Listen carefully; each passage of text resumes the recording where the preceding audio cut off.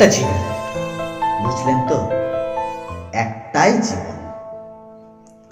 একদিন সকালবেলা জানলাটা খুলে দেখবেন বয়স হয়ে গেছে, ব্যাস বেলা পুরা।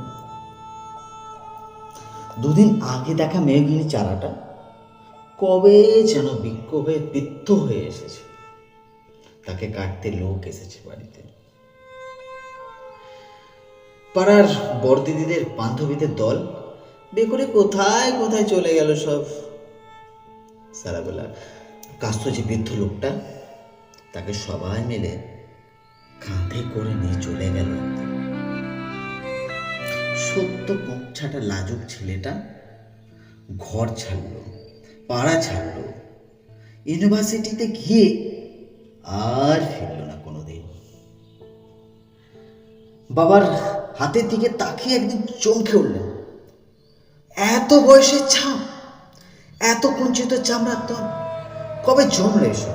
এই তো সেদিন রাগে মানুষটা অফিস থেকে ঘরে ফিরবে বলে সারাদিন কিচকিচ শব্দে ঘুরতে থাকা সিলিং ফ্যানটা অব্দি চুপ করে যেত। কি যায় যেত বলে, কি বাতাসে, কি অদ্ভুত মায়া। এভাবে নরম মোমের মতো গলে যায় দিন। একটাই জীবন, বুঝলেন? তার আর ফিরে আসা নেই, দ্বিতীয় যাপন নেই, আর কোনো সুযোগ। দয়া করে বাঁচুন, ঘুরুন, বন্ধু হন।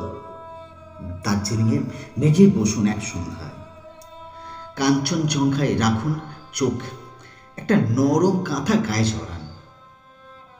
সমুদ্রের ঢেউ আর এক ফোঁটা আলোর মুখোমুখি হয়ে ভাবুন এক অলৌকিক অভিজ্ঞতার মুখোমুখি হয়েছেন আপনি।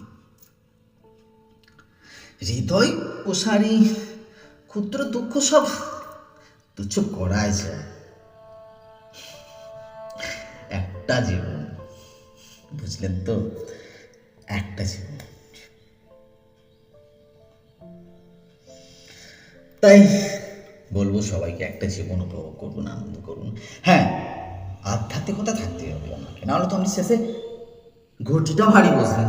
তাই আধ্যাত্মিকতা রেখে চিন্তা উপভোগ করুন।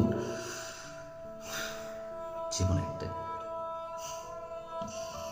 নমস্কার।